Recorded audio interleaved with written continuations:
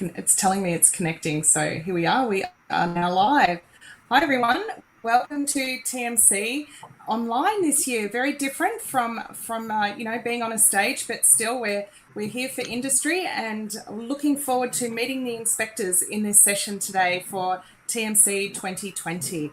Our guest speakers today are Paul Simionato, Russell Greenland and Roger Weeks, all three of whom are no strangers to TMC and the Meet the Inspector session, and we welcome them very much. We do have another guest who is appearing shortly, Daniel Iddles from TMR in Queensland. He just hasn't managed to jump onto our chat yet, so hopefully soon he'll be able to work out the technology. It took us a little while, so Daniel, if you're listening, you'll be right. We'll wait until you jump on. So first of all, there's some slideshow presentations for our guest speakers today, which is common that we do throughout TMC and the Meet the Inspectors Online. So we're going to start with Paul Simionato from the NHVR. Now, we have had some technical glitches trying to get slideshows and things to work, so you'll just have to bear with us as we go through, and Paul's going to give a little announcement each time he needs a slide changed. So Paul, I'll hand over to you. I will also let the speakers introduce themselves with their correct titles, because I think some of them are incorrect on my list, so I'll just let you guys introduce yourselves. Okay, over to you, Paul.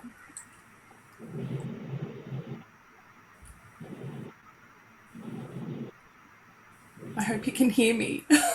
Paul, you there? So Russ, perhaps if you share your screen, and then we'll prompt Paul to maybe start talking, and if he can't get it going in a little bit, then Russell, you can jump in and fill the gaps. No worries.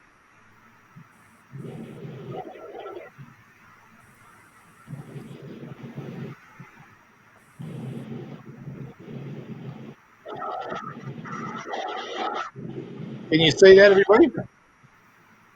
Yeah, I can see that. Paul, can you see the screen and can you hear us, or are we having a bit of an issue there?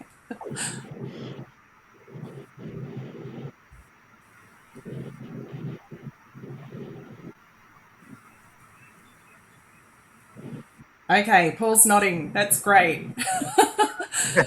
Okay, so we'll move on to the next slide, Russell, and see if we can get Paul to go into that.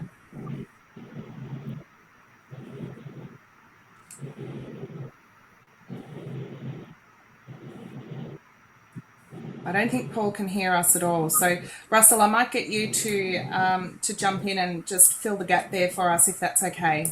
Firstly, introduce yourself, of course. Okay, look, it's Russell Greenland from the National Heavy Vehicle Regulator. Yeah, thank you, Jodie, and good morning, everyone, and welcome from South Australia, just coming out of our lockdown, which is good news, and also the people of Victoria. I think New South Wales are celebrating as we speak. So, welcome, everyone. I hope you can hear me well when our technology's working efficiently. Just a quick background. Look, I'm the Director of the Southern Region of Operations of the National Heavy Vehicle Regulator. I manage all the on-road compliance staff in South Australia, Victoria, Tassie and the ACT. Just by a background, probably 32 years of legal experience, having worked in private practice, law enforcement with the South Australian Police, predominantly a prosecutor with the South Australian Police, having also done a short stint with the Office of Director of Public Prosecution. So have a real passion for road safety, and as you realised last week, effectively was the National Road Safety Week. If we could have the next slide, please, Russell.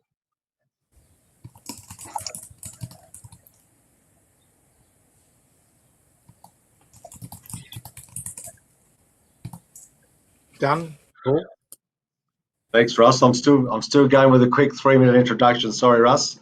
Look, and as you know, this is a passion for everyone here in this room, including Jodie and the TMC. Obviously, unfortunately, we're still losing around 1,200 lives on our roads each year. Road safety, as you know, is everyone's responsibility in this room. And obviously, the Australian government is working very hard to put Australia on the path to achieve the Vision Zero by 2050. Also, you probably noticed the NHVR recently hit a few major milestones with taking some significant steps in issuing some prohibition notices on companies effectively indicating obviously some major concerns. And as you said, our safety breaches are paramount in relation to ensuring that we keep our roads safe. So look, that's probably enough from me. So I'll probably just hand over quickly to Roger Weeks. So Roger.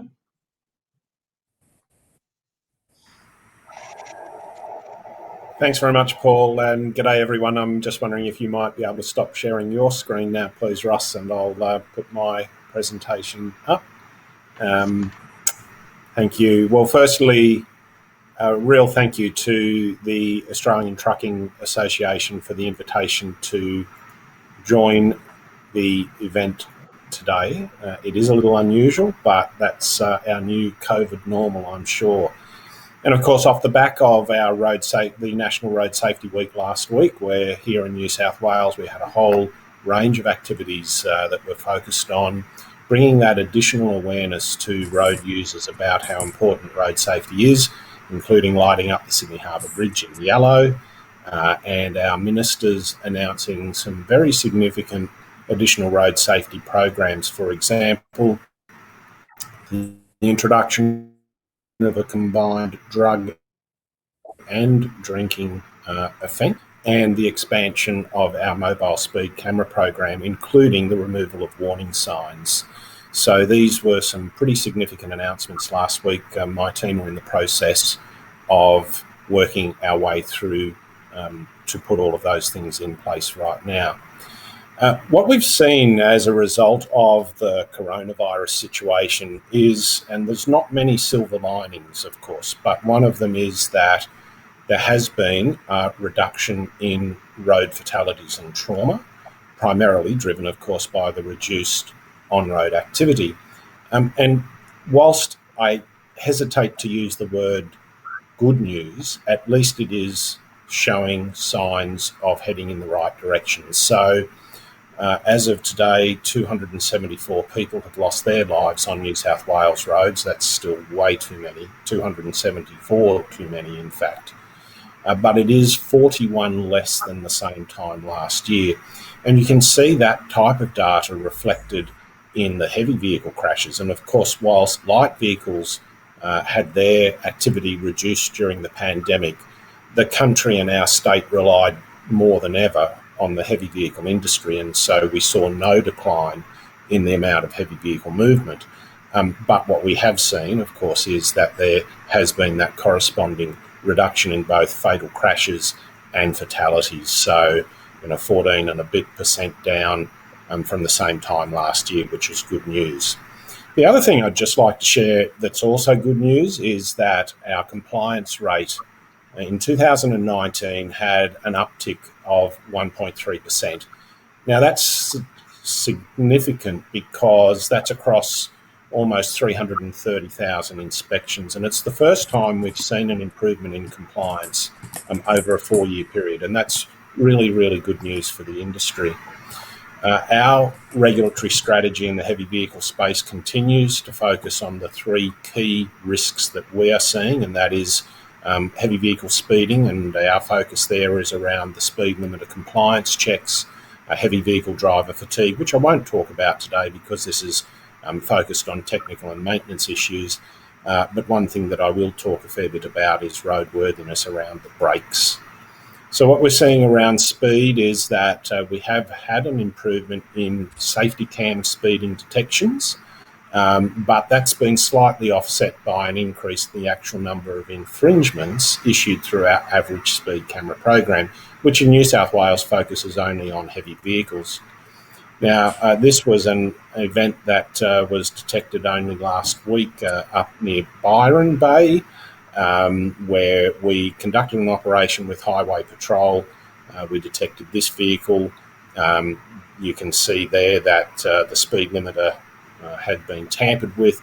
This vehicle was capable of doing almost 133 kilometres an hour, which clearly is just not acceptable. As a side note, this driver tested positive to methamphetamine and police found drugs in the cabin. An absolute cocktail for a road tragedy. A very heavy vehicle capable of doing excessive speeds being driven by a driver on ice.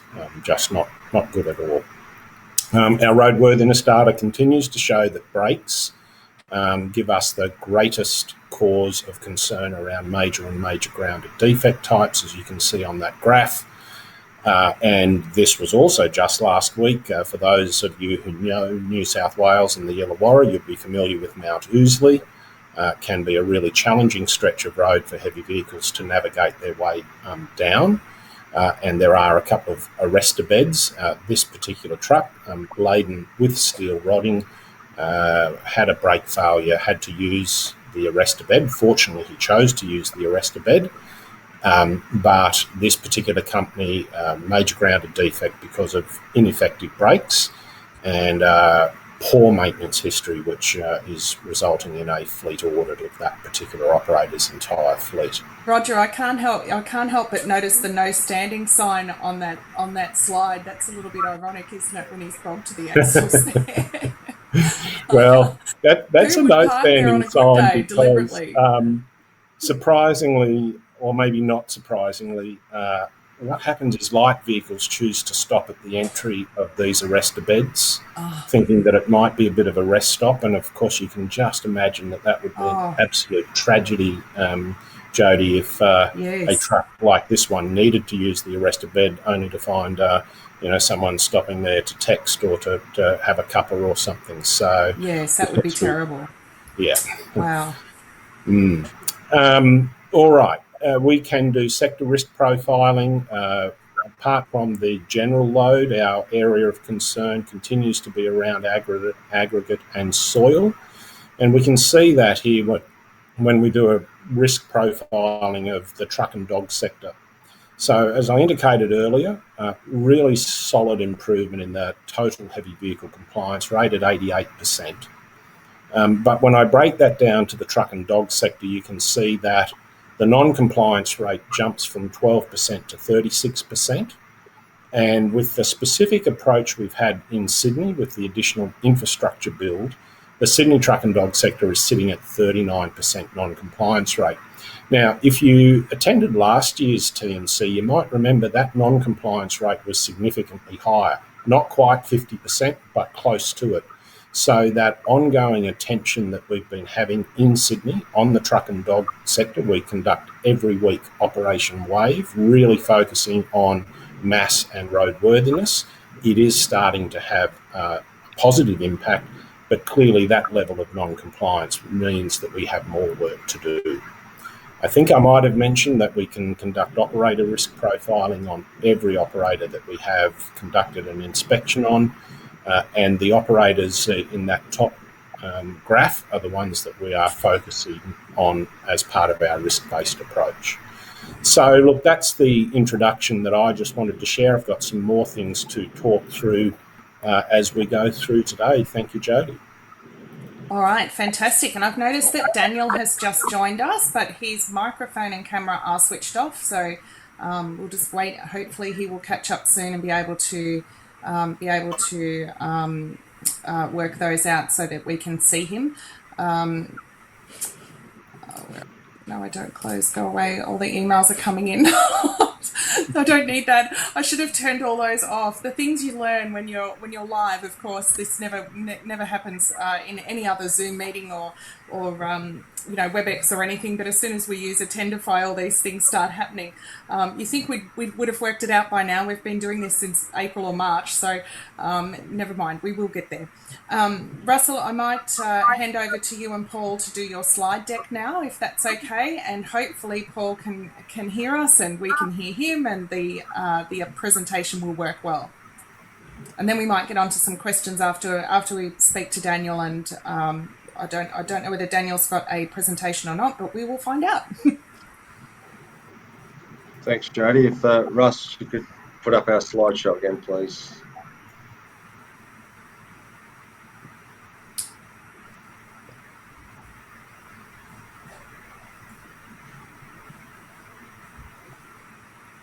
Can you come up yet?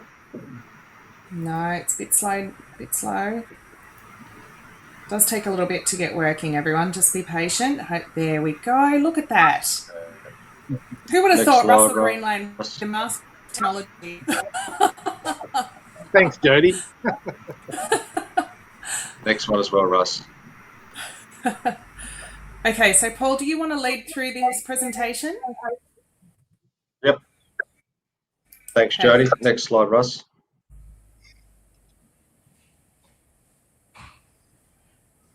So just providing you with some statistics effectively from Victoria at this stage. That indicates to us in relation to defects for approximately a 12-month period. Effectively, as you can see, it's described into a number of sectors, being minor, self-clearing, major and major grounded.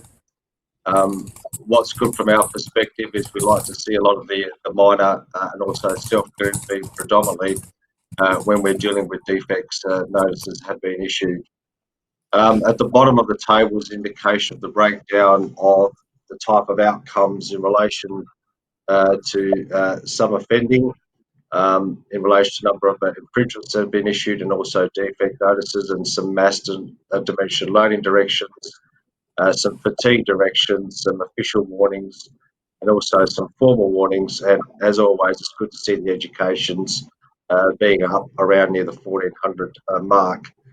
Next slide, please, Russ.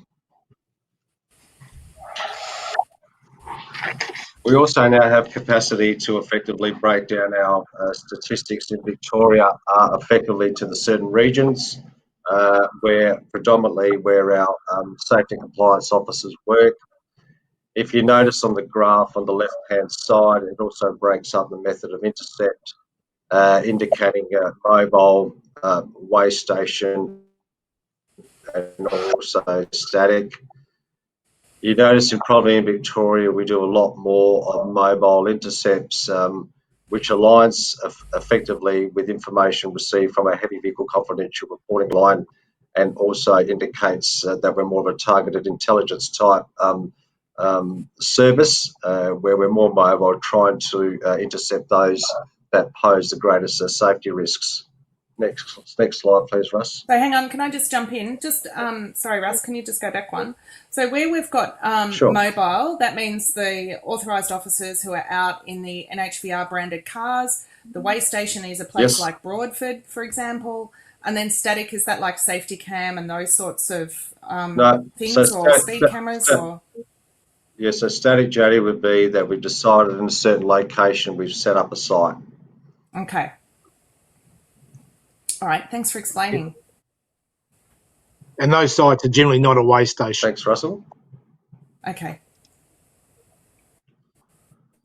So this was also a breakdown from Victoria, approximately the last 12 months. This indicates also effectively the different types of HVL category summaries, the type of offences in relation to accreditation, dimension, fatigue, load, mass, mechanical, permit.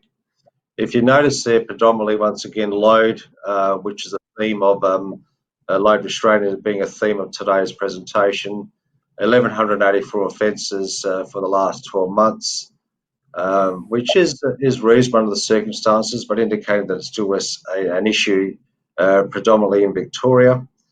We've also got a breakdown of some graphs as to the certain outcomes for certain matters. I'm certain, Jodie, that these presentations will be shared with the group at the completion of today's event.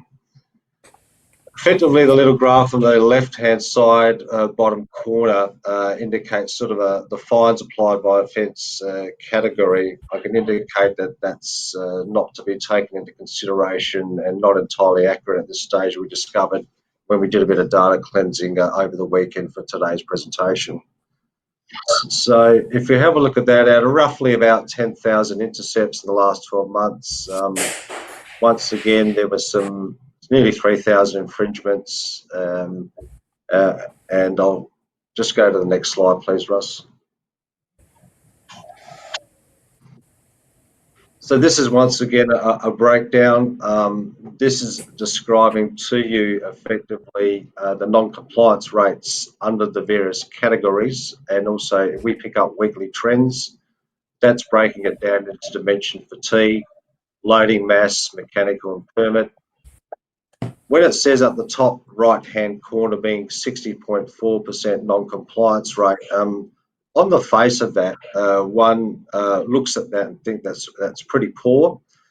But if one has to be very wary the way we interpret statistics, it's probably that low because the NHVR adopts a more targeted type intelligence-led safety and compliance regime, which means once you're targeting, you're going to be most likely getting a lot of the people who are non-complying. Hence, your non-compliance rate sits fairly low at this stage. Thanks, Russ. So just a breakdown. So just be cautious of the ACT, South Australian, Tasmanian data. That's only relative to 3 months snapshot, only because we've converted a lot of our intercept data onto the regulatory compliance mobility solution. Victoria has had that for some considerable period of time. So for ACT, SA, TAS, roughly 3 months of data, Victoria roughly 12 months. Once again, today's theme indicates brakes, couplings, wheels, tyres, and also structure, chassis and frames and trailers. Just giving a bit of a general overview of what's being detected on the side of the road. Thank you, Russell. If we break the defective components into a lot more detail, I won't go through the graph, it speaks for itself. We now have the capacity when we talk about brakes, actually identifying the actual component that we're talking about. Also when we're dealing with also couplings and wheels and tyres. So we now have ability to give not only ourselves some real granular data, but also to provide industry in relation to when they ask how they're performing or what components is the NHVR looking at in its safety compliance duties. We're able now to produce the data, and we intend to, in due course, hopefully share that with industry. Thanks, Russ. So, very quick snapshot for load restraint. That breaks down sort of and focus on Victoria as a real true reflection. Roughly the offence types, the infringements and warnings issued for load restraint in each respective state. And it also indicates as to roughly, if you look at the bottom left-hand side graph, also indicating when we do intercepts, the number of times that we actually check the load. In Victoria, that sits around 70%. In South Australia and Tasmania and ACT, that varies from 28 to 48 to 20%. Depending in some of the other states, we do have different issues that we do in relation to compliance activities, not just solely load restraint. The good news is that we do detect matters or issues of load restraint. Our education is quite high in relation to these, hence trying to be a risk-based regulator and obviously trying to assist industry by far primarily to educate rather than taking other alternative outcomes. We do get a better result long term. Thanks, Russ.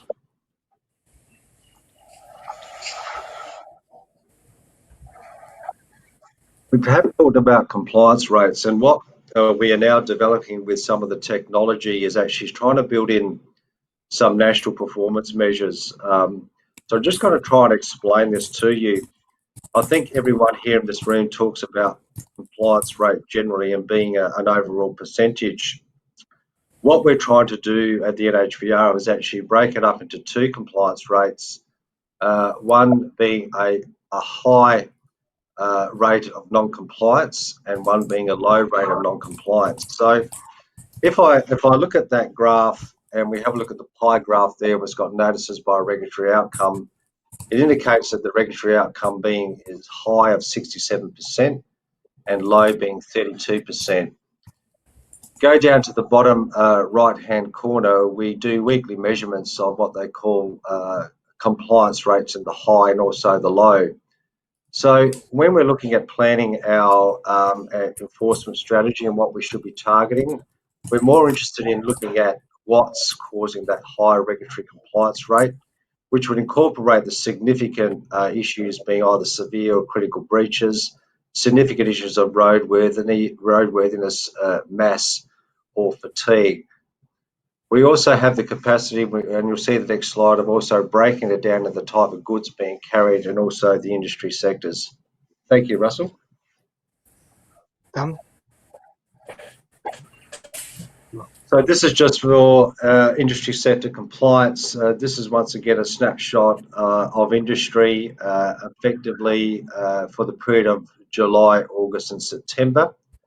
As I said to you before, we can break that down into the various goods that are being carried and what we're dealing with on the side of the road, because some of the questions we get fielded by associations is questions like, how was our industry performing in comparison to the other industry sectors on the road, not only in individual states but also nationally. So this is qualitative data which we're now starting to collect and get better at. Now, one just thinks, well, this is probably just for us for enforcement and to plan operational deployment with our finite resources. Yes, that is one consideration. But the other consideration is actually sharing with this industry, working with you in order to either make some improvements in your sector and actually just collecting the data to assist yourselves who are involved in the transport industry to comply with the requirements of the Heavy Vehicle National Law and also your chain of responsibilities. Thanks, Russ.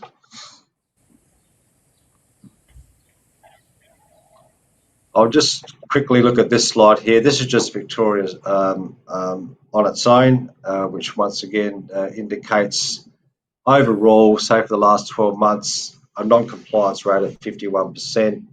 As I said to you before, it's broken up into that low and high compliance rates, one's being 28.5 for the high and 22.9 for the low. And I'll stress once again, do not be concerned with the non-compliance rate of being 51%, because that is not indicative of the way industry is performing in Victoria at this current time. Thanks, Russell. And now I'll hand you over to Russell. I don't think he needs any introduction, and he'll be demonstrating some of the practical case examples that have been detected by himself and his on-road staff in Victoria. So thank you, Russell. Thanks, Paul. I actually can't see you because of my screen at the moment, but yeah, Russell Greenland. I noticed in the bio it still talks about transport safety services, but that changed last year in November. So we've now I've now transitioned now to the National Heavy Vehicle Regulator, and been in that role now for 7 or 8 months now. So it's and it's been a very smooth transition, I must admit. And one of the things I like to sort of pay attention to is the fact that there was a little bit of intrepidation in relation to going across the regulator some years ago. But Russ, I think you're presenting, mate. I just can't hear you. Oh, you can't hear me at all? Yeah, I can hear you, Russell. I think Paul's got his dodgy thing going again, so okay. That's okay. As all right. You were, Mr. Greenland. No worries. So I'm just saying that the transition has been good and the regulator's been extremely supportive. And I think that the business systems or processes that we have in place in Victoria prior to have absolutely aligned with the National Heavy Vehicle Regulator, and I suppose the outcome we're looking for nowadays is really working with industry. And I think I said this last year, really working with industry to get them to comply. It's not about what's happened in the past. It's not about whacking people for what's happening in the past. It's really about saying, well, this is where we are now. What can we do to move forward with your business, your industry, your drivers, etc., to have a compliant regime? So that's where the focus will always be. Look, and again, this is a little bit just showing few war stories in relation to some of the pictures out there, but unfortunately the mechanical side of the business we're still getting issues with. It dropped off a little bit during COVID time because I think there was less trucks on the road, and the better operators tended to continue to work. But we're still seeing these sorts of faults on the road, out on the road system, and we really can't afford to be looking at these sort of faults as we go forward. So things like cracks in the chassis, we've had a lot of those over the last probably 6 to 12 months, where we're getting not so much in the support mechanisms on trailers and on vehicles and on rigids, but also in the main chassis rails. We're also getting problems where repairs have been done that have been quite substandard, which is quite worrying. So there's some. I did notice that, Russell. There was quite a few in that statistics on those last slides that Paul was talking about, where chassis was one of the higher issues. Yes, and look, again, it's mainly chassis cracks in main sub-members. We do get some particular groups or sectors of the community that have the heavy vehicle industry that have bigger than usual issues, and that tends to be in the concrete agitated area or the truck and dog area. They do quite a substantial of off-road work, or where there's extreme twisting and torsions applied to the vehicle. So you will get those industry sectors that are more predominant, but we have noticed an increase in that space. But what concerns us the most, I think, is some of the repairs are being done, or some of the modifications, even like they'll fit support brackets for mud flaps, etc. on vehicles, and they'll drill straight through, or they'll weld straight through to the chassis rail. So just those sorts of things which are then creating cracks. Just on the slide at the moment, this was one that really concerned us. It was a cracked alloy rim on a gas vehicle. It actually led to a WorkSafe intervention, where WorkSafe actually intervened with the company, and we had a process. We had to inspect all their vehicles, and we actually came up with a number of vehicles that had the same issue. So these sort of things should be picked up in the general servicing process and are being missed, which is quite disappointing. Well, surely even in a pre-start, in a walk around, any twit can see that that's not right, surely. Absolutely. And when you lose a wheel like that, it's catastrophic. Not only the fact that if it's a steer axle, that's a real issue, but even if it's one of the drive axles, you've still got a missile going down the road at 50, 60, 80, 100 kilometres an hour, which does an extensive amount of damage. We had a fatality in Victoria a number of years ago, Russ. I think you may remember, on the ring road, one of the off-ramps there, set of wheels went galloping across and hit a bloke who was mowing in that area. So, they are deadly, aren't they? They are, and that wasn't so much a rim failure, that was an axle failure where the axle actually came out. But one of the things we focused on a few years ago was actually loose nuts, and we're still finding those not as bad as what we did, because we've done a bit of crackdown on those, but loose wheel nuts and loose chassis bolts and loose turntable bolts, they're all things that continually reappear and should be dealt with in that, as I said, in the routine servicing of those vehicles. So I think there's either a lot of pressure to keep vehicles on the road, so the time allocated to vehicle for those inspections is not good enough or not long enough, is what we're thinking. They're just that productivity, get the vehicle back out in the road scenario.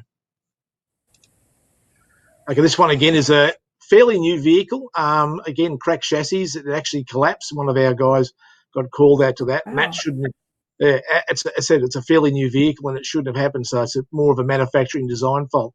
We actually had another one going back before that, before this particular photo, where we spoke to the manufacturer of the trailer, and they were very reluctant to actually do a recall on, and we don't have the ability to actually create a recall issue, which is disappointing. So we had to go to the manufacturer cap in hand and say, can you recall all the ones that are similar to this? And it was actually a dog trailer drawbar issue, and the report that came out after the accident was that there was a design fault, and they said, and they did fix it. They did a really good job at redesigning that particular hitch. And when they did that, they were reluctant to actually go out there and do the recall on those previous vehicles. But in the end, they did, which was great. The right-hand picture, again, it's been around for a little while, this one, but people do weird things with window tint, so it's way it goes. Oh, my goodness. This one here was one that was actually, it failed on the road, and the operator decided to chain it up and keep going, which was no good. We had issues with sparks along the road, and one of our guys pulled it up. Again, the drawbar, we've had a number of drawbar failures. We've had a number of wear points in relation to the tow eye on drawbars the bush being absolutely flogged out. So we've got equipment now that allows us to do some quite extensive testing of those sorts of things. Bent drawbars are a classic. They keep operating like that. And when you get anomalies where you've got braking differences between the towing vehicle and the trailer unit, If the trailer unit comes on afterwards or performs at a lesser degree, then you're putting enormous amount of strain on drawbars to actually take the weight of the trailer. This one was done through, I think, doing a turning exercise, but they do fail in other ways as well. So classic U-bolts, brake shoes, no contact with brake shoes, just a servicing issue. I'm astounded when I see something like this where you put a driver in charge of a vehicle that's travelling down the road and you expect him to sit on seats like this. It's almost criminal, and it adds to the fatigue process. You wouldn't sit in that in an office environment, so why would you expect your drivers to sit in that on a roadside environment? It begs belief. That's disgusting. Yes. Again, some more drawbar issues, and we're getting we've done a fairly extensive review of drawbars over the last 12 months, and we're finding that they're still out there, and people aren't recognising that when they are bent or damaged in any way, they won't replace them or they won't repair them correctly. You can see one of the photos there about a repair done to a drawbar that was just so substandard, it was unbelievable. Again, things like couplings, we don't get many of these issues, but this one here is obviously a suspect kingpin. It hasn't connected properly. Some of the walk-around checks before people go, the tug tests and those sort of things either aren't being done or they aren't being looked at closely. We had one just a little while ago where the kingpin was actually caught in the top part of the plate and hadn't engaged. And about 4 kilometres later, it dropped off. So again, it's those pre-inspections or pre-drive inspections that are absolutely critical in these sort of circumstances. Again, another poor maintenance. They actually did a repair and forgot to fit the brake drum, which is just, again, defies belief sometimes. Oh my gosh. This one was an interesting one. We look at load security and we tend to pick on machines and excavators and those sort of things. We're doing a fair bit of work in that space at the moment. But there's other loads around where people just don't think about what could go wrong. And you would, panelling on the side of a house section or a section moving on the road, it's not something that comes to mind as a hugely dangerous issue. But some of the outcomes of these sort of things, which you think, okay, things can fall off, these are the outcomes that can happen. And very lucky, and it was only a piece of ply, but it penetrated the vehicle. And if it hadn't hit the A pillar, it probably would have killed the driver. So, again, some stuff out there where we don't think about possible outcomes, about what could go wrong and what we should do to prevent those sort of happenings. Ross, there was a similar incident, was it near Dubbo or Tamworth? I don't quite recall now, where a piece of portable building just like this came off and hit the car going the other way or was behind it. I can't quite remember the details, but it killed the mother and the children were in the car and the husband was beside her trying to save her life and died in front of them. Like, what a horrendous incident to have happen. Absolutely. And look, again, the average person wouldn't probably think that a piece of plywood would do the damage that you can see in that photo. So I think we're not geared up to think about what are the repercussions. The fact you've got velocity, you've got speed, you've got weight, and you've got it's like a knife at that sort of speed. So you just wouldn't think that damage would be done. But we need to be aware of the potential of what things coming off vehicles can do. This one is, and I hope it works actually. This is about one that was a vehicle that was travelling along the Hume Highway doing about 80 k's an hour. One of our officers intercepted the vehicle. This was the state of the steering of that particular vehicle. It also had no indicators and no wipers. They're actually pulled off and sitting on the floor, so the person couldn't put their wipers on. But if the video works, you'll see that.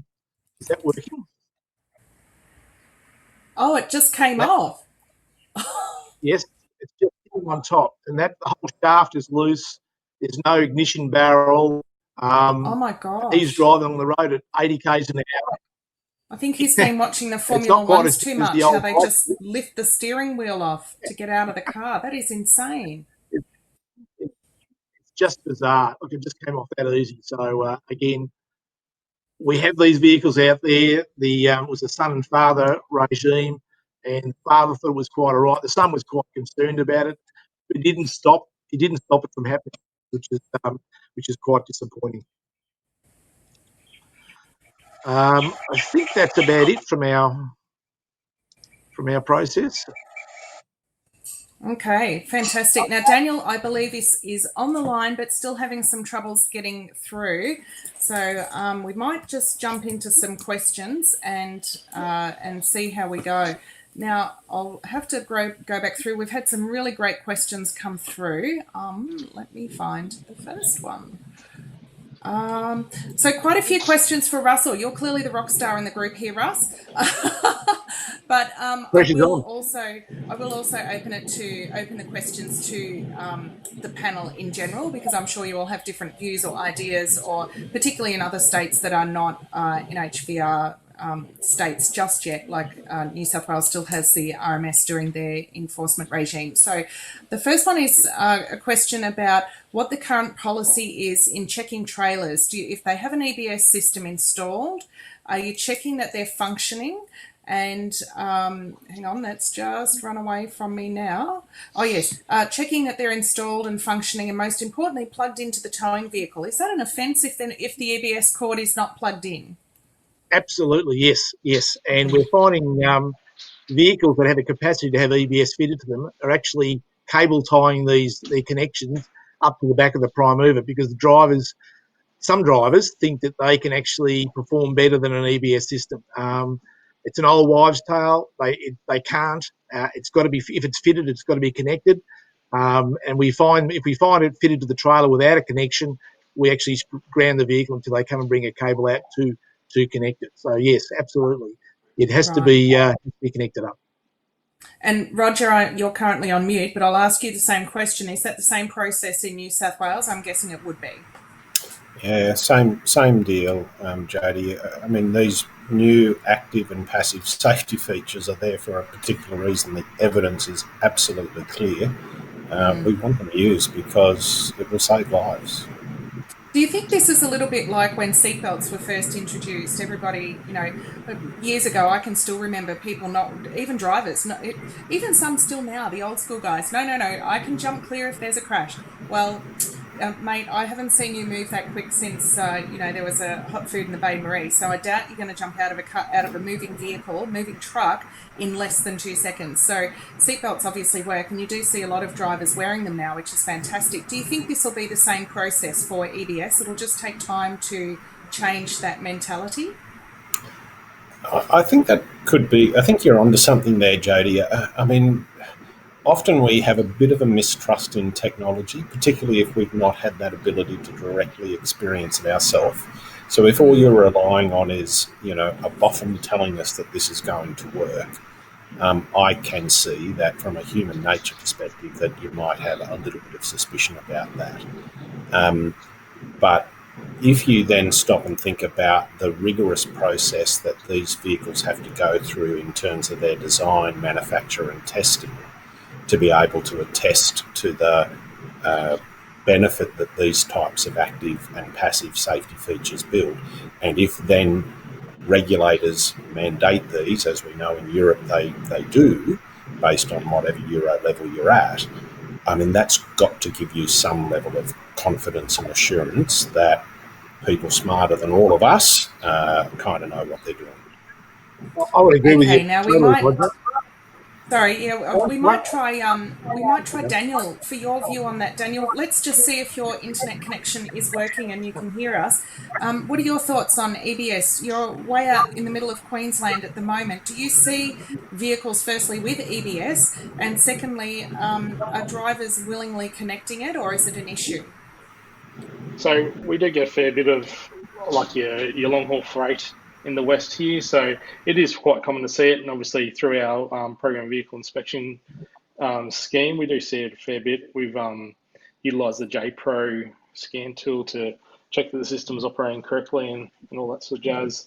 All in all, a lot of the newer trucks seem to be operational. We don't seem to have as much of an issue with them not connecting as to the operators possibly not fixing the faults when they actually do occur, which cause the system not to operate. Okay, and I didn't quite introduce Daniel properly, but I've just briefly had a quick look at your bio, but Daniel is a senior inspector with Department of Transport and Main Roads, and he's been with the department for, I think it said 8 years. I'm doing this off memory now because I can't open my email, otherwise you'll see all the rubbish I get. And you were a mechanic before that, a heavy vehicle mechanic. Is that right, Daniel? Have I got all that correct? Yeah, so I started off with light vehicles and then moved into that mining industries. So. Oh, excellent. Very good. Now, Paul's having some delay issues. I think it's because he's in Adelaide and they're still, a decade behind the rest of Australia. So we won't hold that against him, but we'll keep moving on to some of the other questions. I did have one here. It is directed to Roger. You're named as the prosecutor on the Transport for New South Wales court attendance notices. Can you please explain how and why you are prosecuting interstate trucks? I'm sure this is a question you've had before.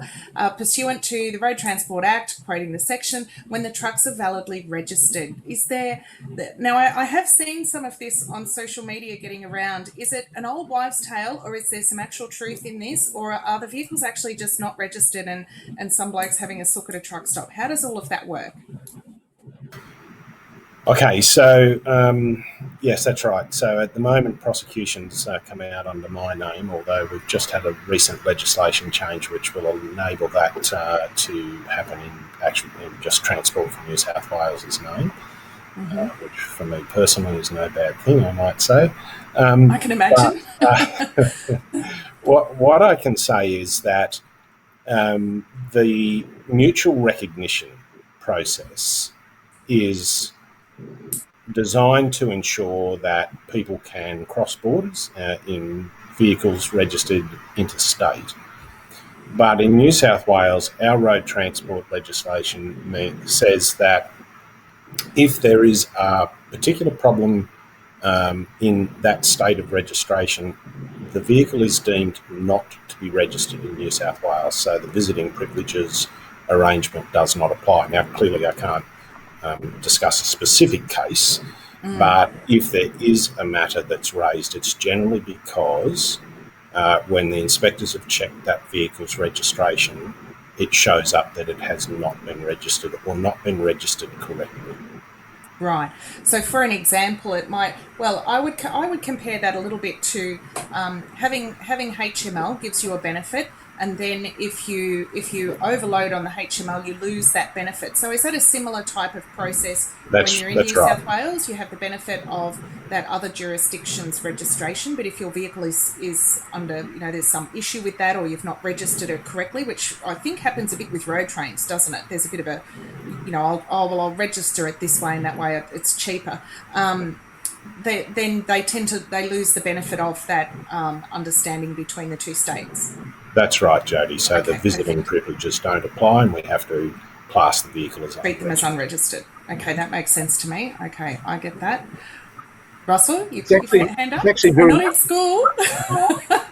It's actually very similar to some of the stuff we actually do here in Victoria as well. Like you've got a primary producer that's carting commercial goods. Yes. That's a good example. Doesn't fit the profile of the conditional registration, so we actually breach it as an unregistered vehicle. So there are similar processes in Victoria as well. Now, we've had another question come through for New South Wales. You are in the spotlight today, Roger. Can New South Wales publish the inspector's enforcement standards for load restraint as it has with other standards? Well, we could. We simply use the load restraint guide that's commonly available. Yes, yep. Just to remind everybody too, there is a poll. If you click on the little bars up on the right-hand side, I'm not sure how many people have clicked on that. Colin Tumulty wanted to have another option in the poll to say all of the above. So the poll is, what should an inspector's main priority be? And the options are load restraint, couplings, tyres and brakes, frames and chassis and other. Just from my understanding of how you guys work out on the road, you would generally look at everything, wouldn't you? You'd do the once over just like a pre-start check like a driver would do and go, oh, hang on, there's something there I need to have a look at, and then you dig a bit further. Is that how that works, Russell? just unmute myself. Yeah, look, in Victoria, that's the way it happens. Every intercept, we've actually got check boxes now in our RCMS system that sort of makes it a positive comment in relation to have we checked the different components. It just reassures us the officer is actually going through a particular checklist type style of viewing the vehicle, but we check load restraint, tyres, brakes, or brakes as in something obviously wrong, like a booster not being there or a brake drum not being there. All those components we check on every interception. The only time it wouldn't be done per se would be in a weighbridge station if we have a focus just on weight or just on fatigue. Yes. We might not do the in-depth examination of the vehicle that we would do in a static check or a mobile check. And Daniel, how would you, sorry, I'm just going to jump to Daniel. How do you go out in Queensland? You're in Roma at the moment. Are there specific things that you like to focus on personally where you go, oh gosh, I've seen a lot of this happening in this area, I'm going to keep an eye on that specifically? Or do you just generally do a once over and then target where you see clear gaps? So we'll do a full check of the vehicle and the driver's work diary and that sort of stuff. Obviously, there's areas that we have specific knowledge of. Like to say in Roma, we have some issues with Type 2 road trains coming past the end of the route. So that's something that's quite common that we keep an eye out for. But I guess as our inspectors work through the intercept, it's going to identify any issues and then go from there. And Roger, how do your team react? Do they, is there information that goes out to the groups to say, oh, hang on, we've had an uptick in chassis or whatever it is? Absolutely. So we're very risk-based, Jodie. So we will run specific operations that in our operations orders are designed to focus on a particular category of risk. So we class things in terms of risk. So when we think about, we've got 3 levels of risk that we apply. We apply the macro road safety risks, and we know that comes out of the general road trauma data applicable to every vehicle. So that's speed and fatigue in relation to heavy vehicles. Obviously, our job's nothing to do with drugs or alcohol. That's entirely a policing matter, which is the third big category of that macro road safety risk. Then we look at sector risk profiling, so we know which sectors we might need to focus on. And then, of course, we can look at operators. And through our truck scan system, we can determine which type of category of risk we want to have a look at. And I might just, if I can, I'm just going to quickly share my screen because it's fascinating. I just want to show you a photograph. At the moment, we have Operation Harvest Moon running. I'm hoping you can see that photograph. Oh, good heavens. So isn't this fantastic that finally there's good news for our primary producers? This is the first time in New South Wales for about 3 years that we've had a significant harvest. Wow, that is fantastic. This is just at one site at Canamble a couple of weeks ago. Now, the harvest is progressively moving south and they're around the Dubbo area, so we're deploying crews to keep checking it as we go. One of the things that surprised us, now, as you can imagine with Harvest Moon, the thing you'd imagine we're focusing on is mass. What surprised us in this instance is actually roadworthiness has come out as the major risk. And as we've dug into that a little deeper, it's because, as we always know, age is the best predictor of roadworthiness generally, apart from a very good maintenance program. But of course, having not had many harvests, we're seeing everyone cashing in and good on them. That's fantastic for our economy and for our state.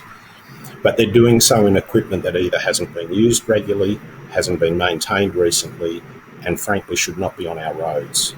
Now, tragically, we've had 2 fatal crashes in New South Wales involving grain carrying. One was an empty, but the other was a full. And with the sort of volume, if that was just at one receival site, you can imagine the volume of heavy vehicles that are out on the roads. Some of them, when we look at the age profile of the ones we've inspected, over 140 of those are more than 30 years old. Now, I'm not saying 30-year-old trucks shouldn't be on our road. Of course, they can be. But unfortunately, when those 30-year-old trucks are being held together with sticky tape, chewing gum and a bit of string, that's kind of not really what we want for the rest of the road users. No, so that would be your target during absolutely. So we've pivoted. We've pivoted as a result of that real-time intel and data that we're getting. We went into Operation Harvest Moon thinking mass, because that's usually what we've had to focus on. And it's not to say that mass is not an issue, but having now seen that interim results coming out on roadworthiness, we're pivoting our inspectors to say, geez, we better have a look and catch any that need not be on the road. That's a really good point. Just I'm mindful of time. We've got about 5 to 10 minutes left, so I do want to get through some of these really good questions. Adam Gibson, our champion from NTI, has a great question for Paul and Roger, following on from your compliance stats that you shared earlier. In 2019, there were around 205 heavy vehicle involved accidental road crash deaths. If the rates of non-compliance you were seeing were to suddenly halve, what do you think would be the corresponding decrease in heavy vehicle involved deaths? So if only we could do that prediction, Jodie, that would be fantastic. And thanks for the question, Adam. There's a couple of points we should make first up. Number one, we know that the majority of crashes involving a heavy vehicle are not caused by the heavy vehicle driver. They're not the vehicle at fault. Yes, I think the NTI's latest report showed around 80% of those crashes involving the third party were the fault of the third party. So look, I think we just need to keep that in mind. And I think the other thing is that if we do risk assessments, we know that consequence and likelihood mean that a professional driver, a professional heavy vehicle driver, is going to have a higher likelihood because of their rate of exposure. And we also know that in terms of consequence, irrespective of who's at fault, the outcome is not going to be really good, particularly if just because of the size of the vehicle. Yeah. That's right. It's just physics, regrettably. So if it's a vulnerable road user, like a pedestrian or cyclist, motorcyclist, or a light vehicle, the outcome won't be good. So there's no doubt that if we could have crashes involving a heavy vehicle, take away who's at fault, we would see a significant improvement in the road trauma data, because often these crashes are multiple fatalities in the light vehicles. So you get that force multiplier, and that is why we've been taking, in the last 3 and a bit years that I've been here, taking that really risk-based approach to be saying, well, where can we do our bit in terms of engagement and education and enforcement to get that improvement. And, we've had a really big focus on heavy vehicle driver fatigue. I didn't mention that in my slides, but we've seen a 23% improvement in driver fatigue compliance because of the specific focus. So again, if you take a risk-based approach, you see a spike to begin with, but then when your behavioural strategy takes effect, you then see the decline. A reduction. And Paul, would you agree with that? Is that something that you would see, you would assume if you're putting the focus in that area that you'd see a reduction in the heavy vehicle involved deaths? Hoping Paul can hear me now.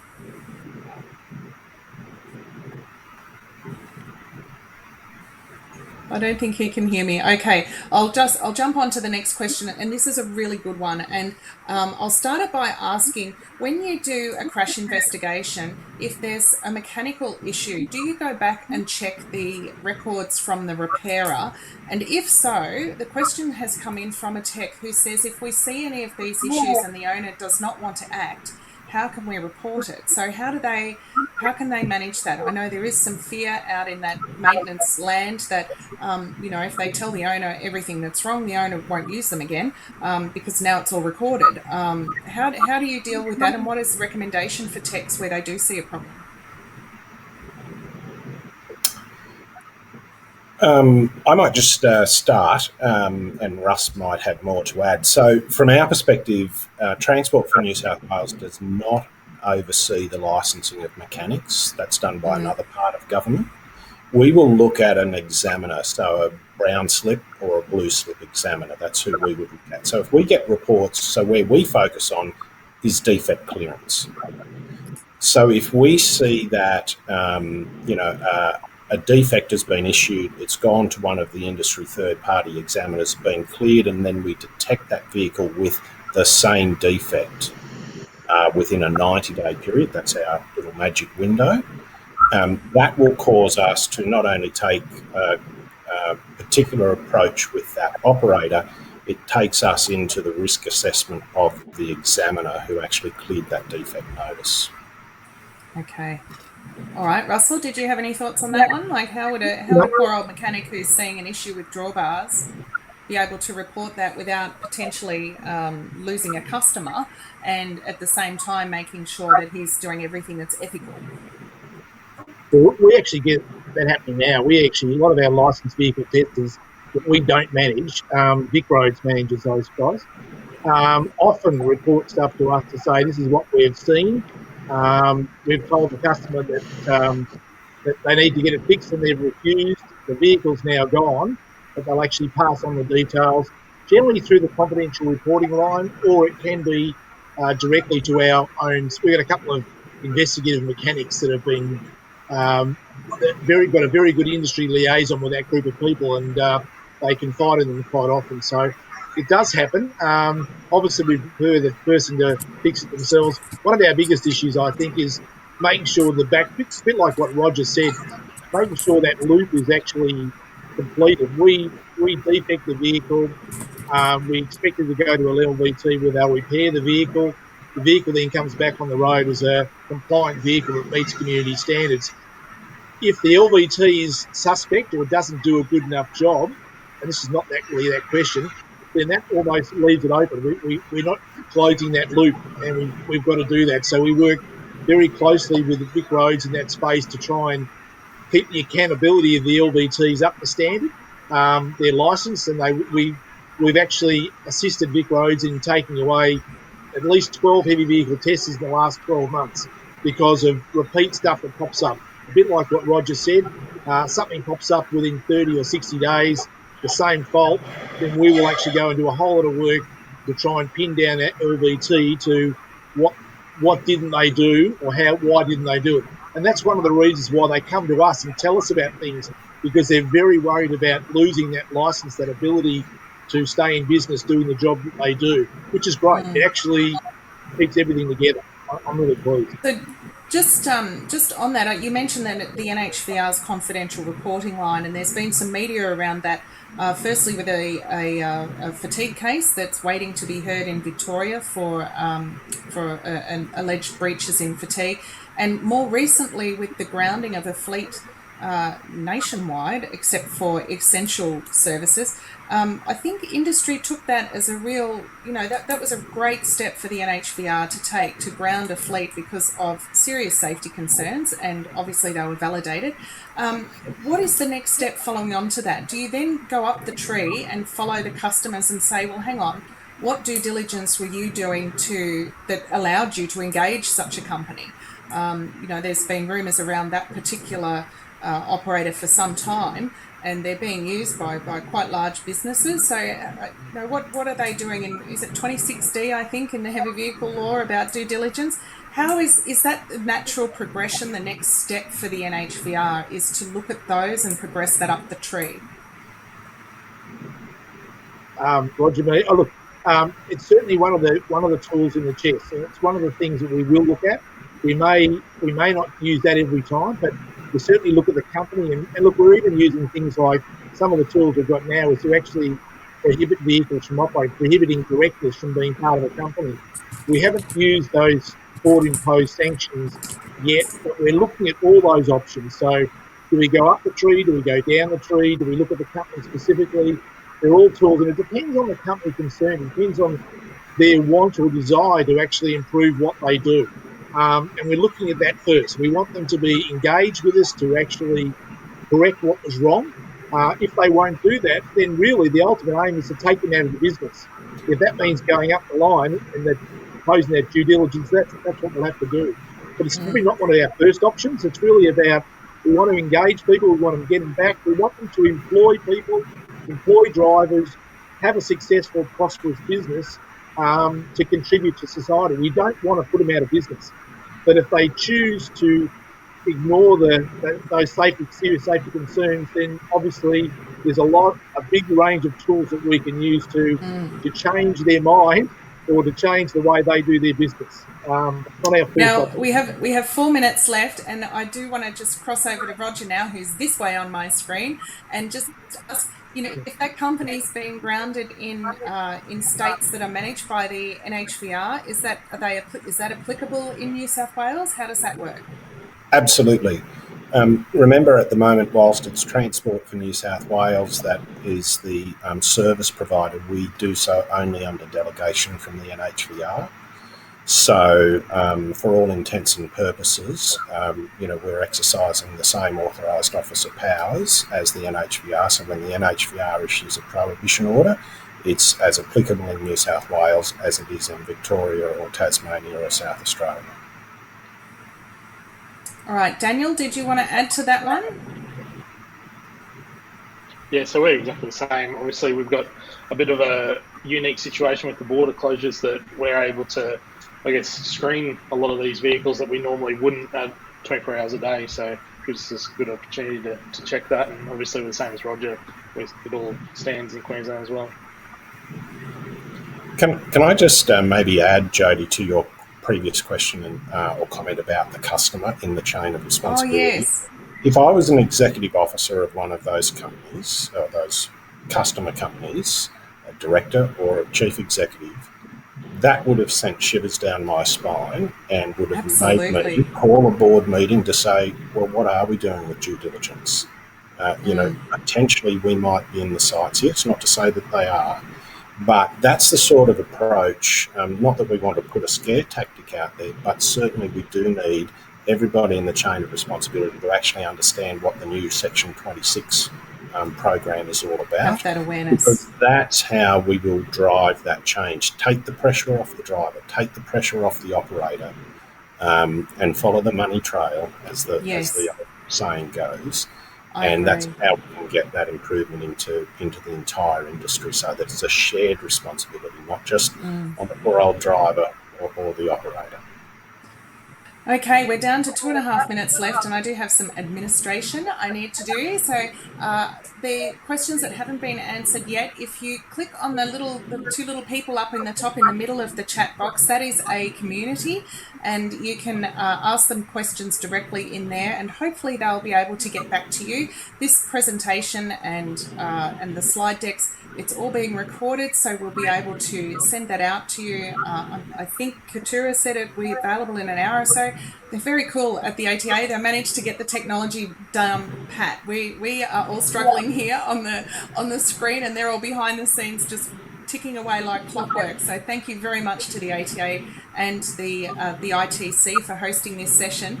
There was one comment here from Ian Thompson who said we have a working group to help address the drawbar condition and have a session for that as part of TMC.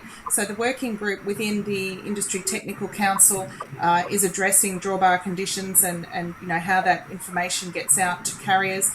So perhaps if you're not already, join the Industry Technical Council and you can be part of that working group to learn how to identify where those issues are. So again, apologies for Paul Simionato, who's had some terrible tech difficulties. Poor Daniel, we didn't get to see you very much either, but that's all because of COVID. I'm just going to blame COVID for everything, and hopefully we will all be back face to face next year at TMC, and we look forward to hosting you all again. Thank you so much to our panel today: Russell Greenland, Roger Weeks, Daniel Iddles, and Paul Simionato from the NHVR, Daniel from TMR, Roger from Transport for New South Wales, and Russell from the NHVR. And we will see you all further on in the sessions. Thank you. And Jodie, before I go, I'm happy to take any questions that weren't answered here offline and reply to people if they want to email me. Fantastic. Thank you, Russell. Thanks, Thank everyone. you, Jodie. Thank you, everyone. Cheers.